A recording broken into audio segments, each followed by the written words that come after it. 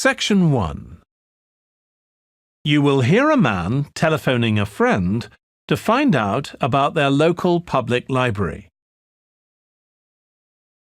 First, you have some time to look at questions 1 to 4.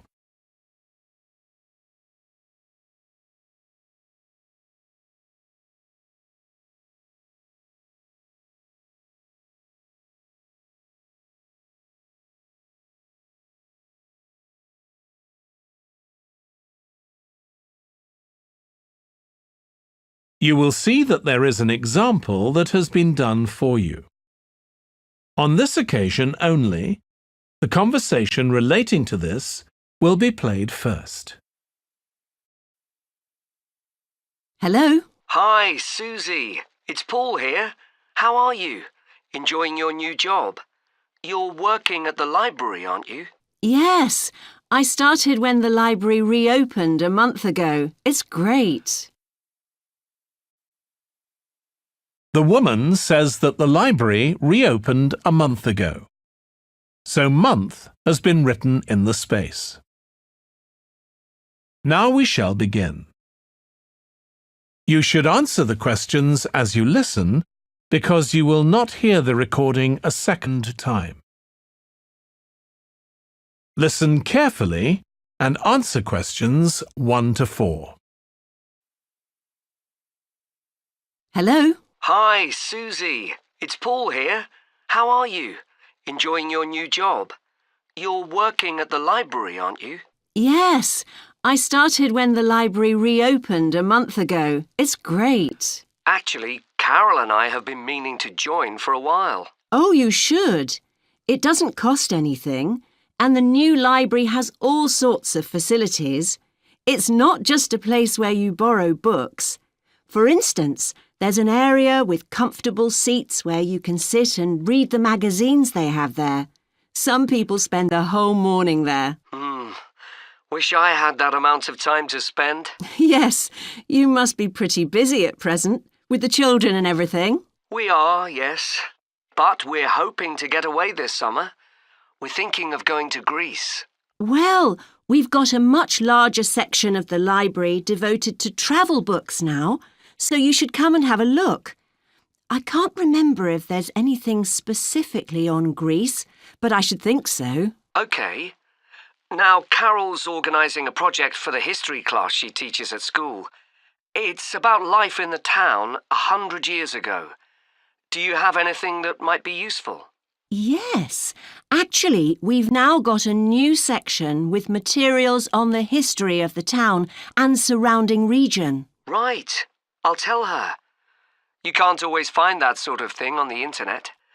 Now, in the old library, there used to be a separate room with reference books. It was a really nice, quiet room. Yes, we've put those books in the main part of the library now, but we do have a room called the community room. It can be hired out for meetings, but at other times, people can use it to study. I might use that. It's hard to find anywhere quiet at home sometimes. I can't remember how old your son and daughter are. We've introduced a special section of fiction written specially for teenagers, but they might be a bit young for that. Yes, they would be. Before you hear the rest of the conversation, you have some time to look at questions 5 to 10.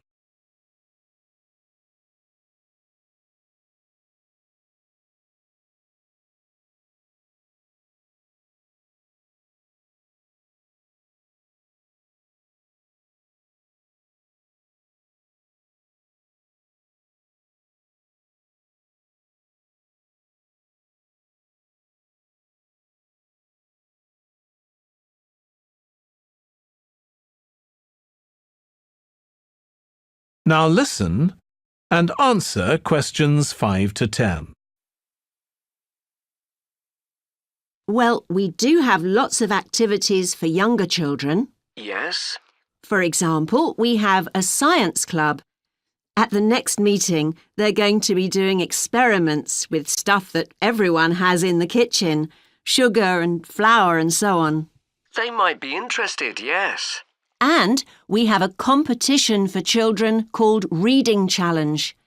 That doesn't begin until after the end of term. They have to read 6 books, and they get a certificate if they manage it. So that gives them something to do while they're on holiday, instead of getting bored. That's the idea. And there's special activities for adults too. On Friday, we have a local author called Tanya Streep, who's going to be talking about her new novel. It's called Catch the Mouse, and she based the story on a crime that actually took place here years ago. Right. We're not free on Friday, but I'll look out for the book. Now, this probably isn't for you, but we do have IT support available for members. We get quite a few older people coming along who are wanting to get up to speed with computer technology. It's on Tuesday mornings. They don't need to make an appointment or anything. They just turn up. Well, my mother might be interested. I'll let her know. OK. And there's another service which you wouldn't expect from a library, which is a free medical checkup. The hospital arranges for someone to come along and measure the level of sugar in your blood, and they check cholesterol levels at the same time. Really? Yes, but that's only for the over 60s, so you wouldn't qualify. OK. Well, I'll tell my mother. She might be interested. What other information?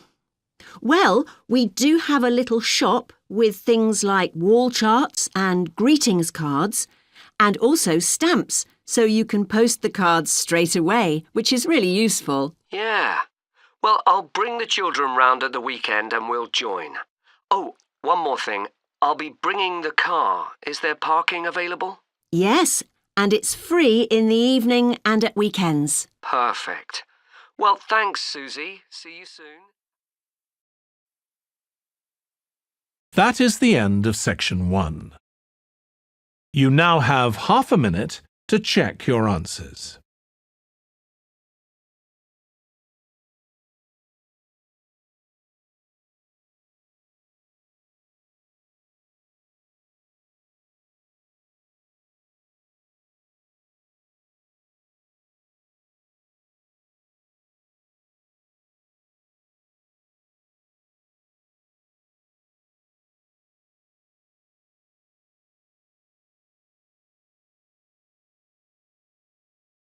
Now turn to section 2.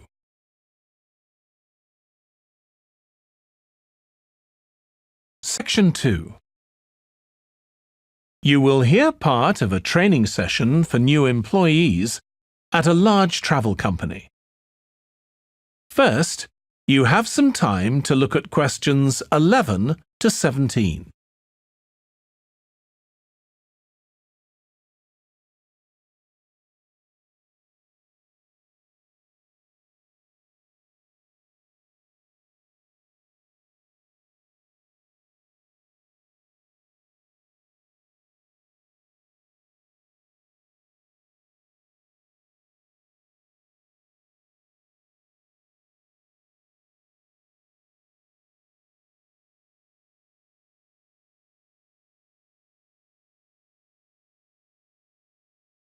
Now listen carefully and answer questions 11 to 17. In this session in your training day, we're going to look at some of the more specialized holidays we offer at BC Travel. Now, the travel business is very competitive, and it's important to be aware of how the market's changing and developing. In terms of age groups, the over 65s are an important market, and one that's increasing steadily year on year. The fewest holidays are taken by the 31 to 42-year-olds, and that figure shows no sign of rising.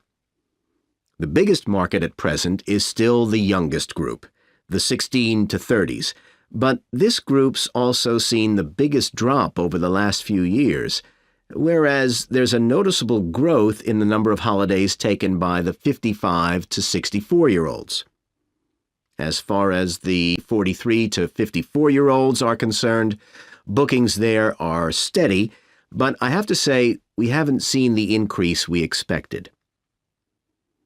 One trend we're noticing with nearly all age groups is the growing popularity of holidays in which clients do some kind of specialized activity. I'm not talking here about adventure holidays where clients take part in high-risk activities like white water rafting just for the thrill of it. Activity holidays usually involve rather less high-risk sports or things like art and music. They're not necessarily cheaper than ordinary holidays, often the opposite in fact, but they do often take place outside the main tourist centers, which gives an opportunity for clients to find out more about the local people and customs. And many say this is one of the most positive features of these holidays. Of course, they offer the chance to develop a new skill or talent, but clients often say that more than this, it's the chance to create lasting relationships with other like-minded people. That's the main draw. Let me give you some examples of BC travel activity holidays. Our painting holidays take place in 4 different centers in France and Italy, and they're very popular with clients of all abilities from beginners onwards. We've got an excellent team of artists to lead the classes. Some of them have been with us from the start, and 5 additional ones will be joining us this year so that we can offer a greater number of classes in each center. As far as cooking holidays are concerned, I know a lot of agents offer holidays where clients cook recipes related to one particular country, usually the one they're staying in, but we focus on dishes from a great many different ones. Apart from that, you'll find the usual emphasis on good quality organic ingredients. That's more or less a given nowadays, and there are generally some meat-free recipes included. Our photography holidays take place in a wide range of countries from Iceland to Vietnam, and clients have the opportunity to see some stunning scenery. Groups are small, no more than 8, so clients can have one-on-one tuition during the holiday, and excursions are arranged with fully trained guides. At the end of each holiday, an exhibition is held of the photographs taken so that clients can see one another's work and receive valuable feedback from the tutor. Before you hear the rest of the training session, you have some time to look at questions 18 to 20.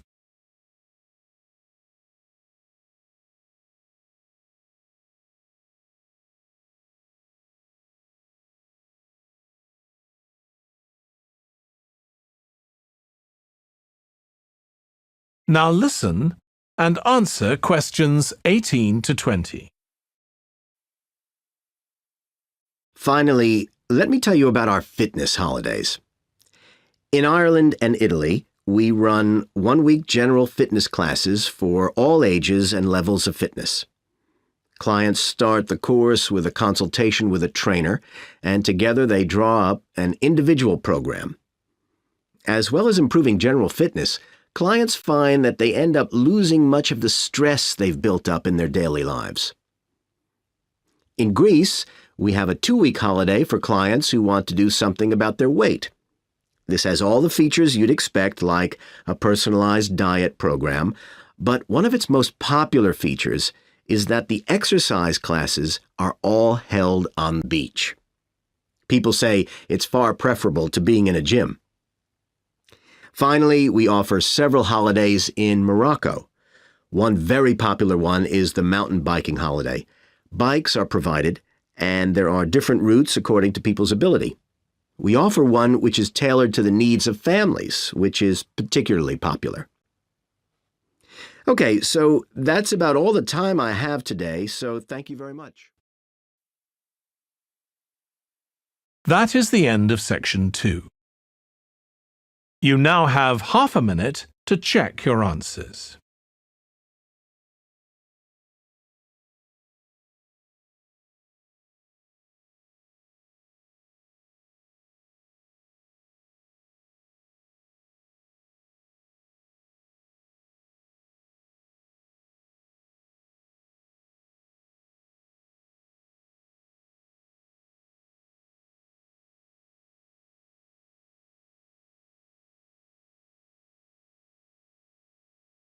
Now turn to Section 3.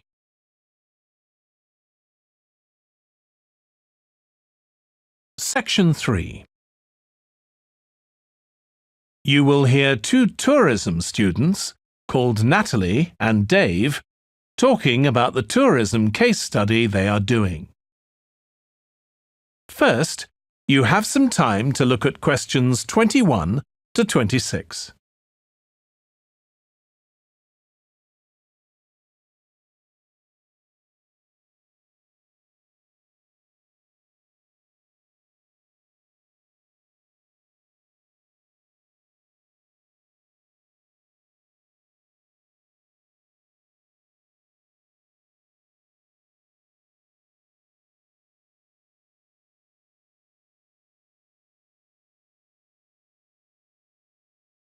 Now listen carefully and answer questions 21 to 26. Dave, I'm worried about our case study. I've done a bit of reading, but I'm not sure what's involved in actually writing a case study. I missed the lecture where Dr. Baker talked us through it. OK, well, it's quite straightforward. We've got our focus. That's tourism at the Horton Castle site. And you said you'd done some reading about it? Yes, I found some articles and made notes of the main points. Did you remember to keep a record of where you got the information from? Sure, I know what a pain it is when you forget that. OK, so we can compare what we've read. Then we have to decide on a particular problem or need at our site. And then think about who we're going to interview to get more information. OK, so who'd that be? The people who work there? And presumably some of the tourists too? Yes, both those groups. So we'll have to go to the site to do that, I suppose. But we might also do some of our interviewing away from the site. We could even contact some people here in the city, like administrators involved in overseeing tourism. OK, so we'll need to think about our interview questions and fix times and places for the meetings. It's all going to take a lot of time. And if we can, we should ask our interviewees if they can bring along some numerical data that we can add to support our findings. And photographs? I think we have plenty of those already. But Dr. Baker also said we have to establish with our interviewees whether we can identify them in our case study or whether they want to be anonymous. Oh, I wouldn't have thought of that. OK, once we've got all this information, I suppose we have to analyse it. Yes, put it all together and choose what's relevant to the problem we're focusing on, and analyse that carefully to find out if we can identify any trends or regularities there. That's the main thing at this stage, rather than concentrating on details or lots of facts. OK, and then once we've analysed that, what next? Well, then we need to think about what we do with the data we've selected to make it as clear as possible to our readers. Things like graphs or tables or charts. Right. Then the case study itself is mostly quite standard. We begin by presenting the problem and giving some background, then go through the main sections. But the thing that surprised me is that in a normal report, we'd end with some suggestions to deal with the problem or need we identified. But in a case study, we end up with a question or a series of questions to our readers, and they decide what ought to be done. Oh, I hadn't realised that. Before you hear the rest of the discussion, you have some time to look at questions 27 to 30.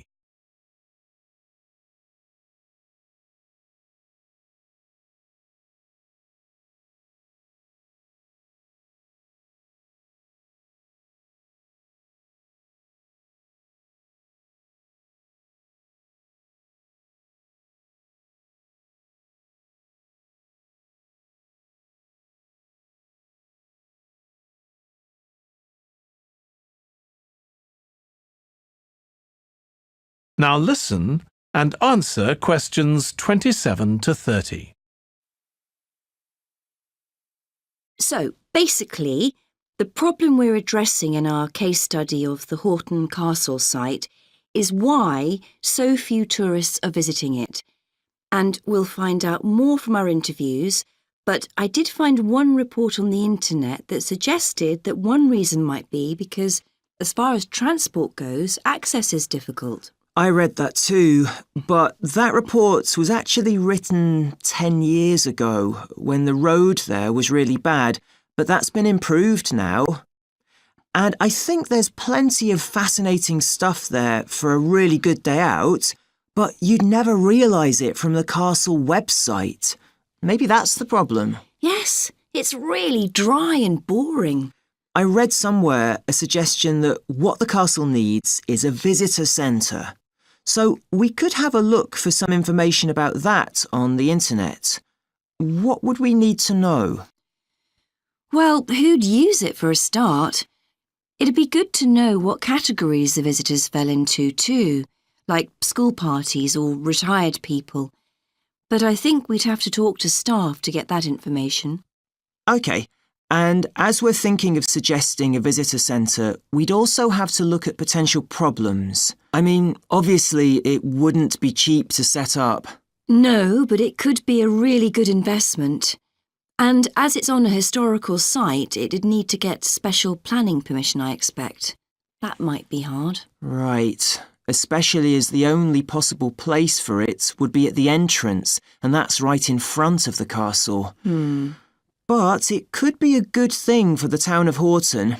At present, it's a bit of a ghost town. Once they've left school and got any skills or qualifications, the young people all get out as fast as they can to get jobs in the city, and the only people left are children and those who've retired. Right. Something else we could investigate would be the potential damage that tourists might cause to the castle site. I mean, their environmental impact. At present, the tourists can just wander around wherever they want. But if numbers increase, there might have to be some restrictions, like sticking to marked ways. And there'd need to be guides and wardens around to make sure these are enforced. Yes, we could look at that too. OK, well, we've certainly managed... That is the end of section 3. You now have half a minute to check your answers.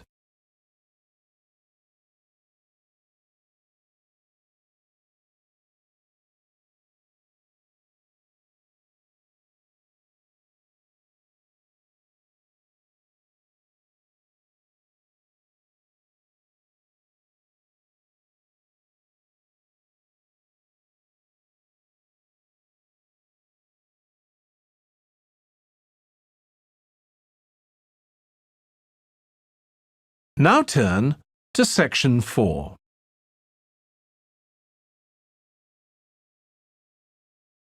Section 4. You will hear a lecturer on an environmental studies course discussing how birds are affected by environmental change. First, you have some time to look at questions 31 to 40.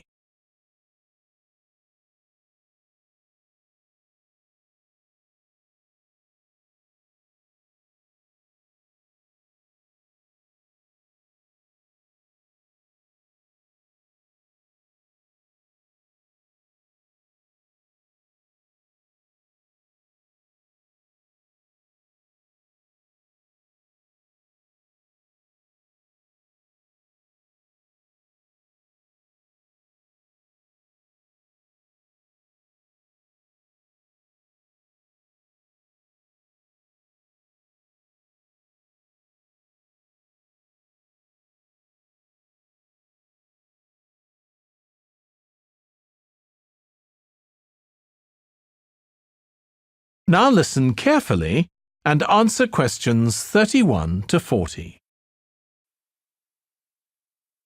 OK, so we've been looking at how man-made changes in our environment can affect wildlife. Now, I'll discuss a particular example. Let's take a look at mercury. Mercury's one of the 120 or so elements that make up all matter, and it has the symbol Hg. It's a shiny, silvery substance. You may have seen it in old-fashioned thermometers, but it's not used much for domestic purposes now because it's highly toxic. But the problem is that the amount of mercury in the environment's increasing. The main reason for this is the power plants used to produce electricity. The main source of energy that most of them use is still coal, and when it's burned, it releases mercury into the atmosphere. Some of this gets deposited into lakes and rivers, and if it's ingested by a fish, it's not excreted. It stays in the fish's body, and it enters the food chain. So, it's been known for some time that birds which eat fish may be affected. But what wasn't known until quite recently is that those that eat insects can also be affected. So, a woman called Claire Varian Ramos is doing some research on how this is affecting birds. And rather than looking at how many birds are actually killed by mercury poisoning, she's looking for more subtle sub-effects. And these may be to do with the behaviour of the birds, or with the effect of mercury on the way their brain works, so whether it leads to problems with memory, for example. And she's particularly focusing on the effects of mercury on bird song.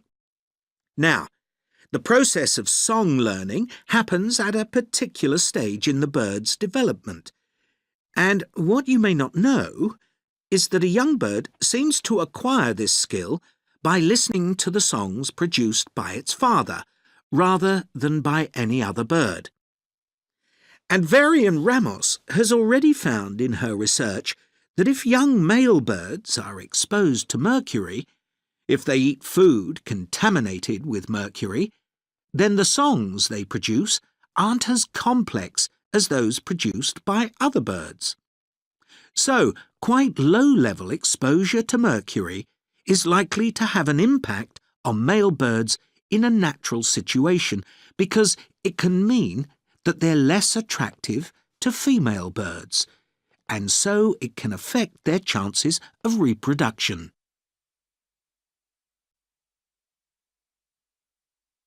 Now, the way she's carrying out this research is worth thinking about.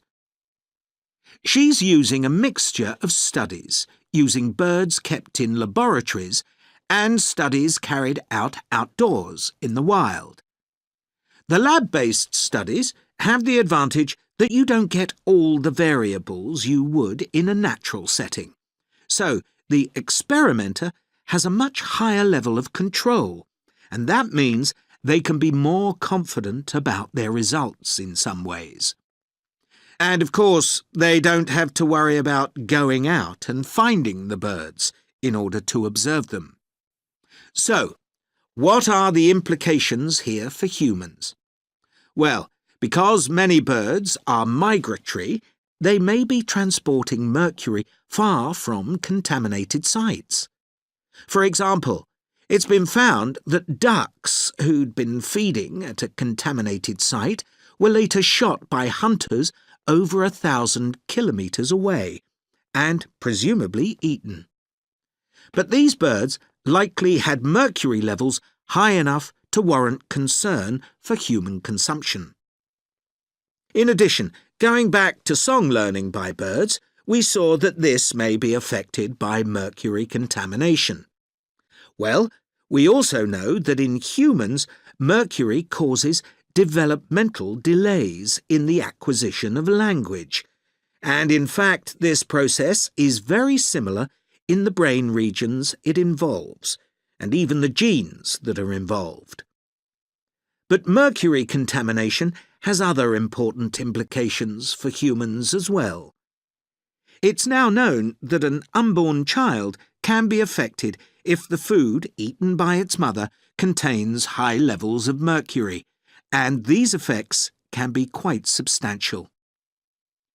In the end, it comes down to whether more value is placed on human economic well-being or environmental well-being.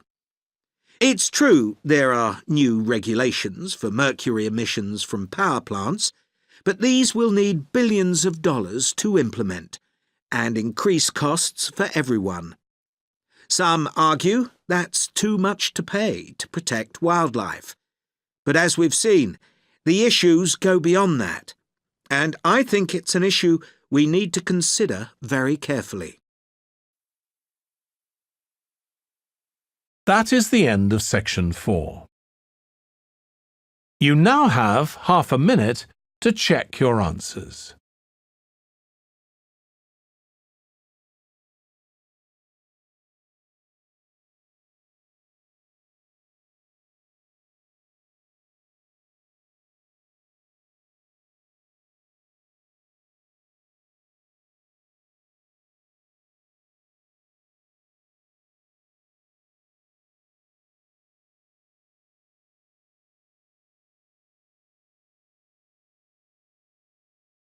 That is the end of the listening test. In the Ielts test, you would now have 10 minutes to transfer your answers to the answer sheet.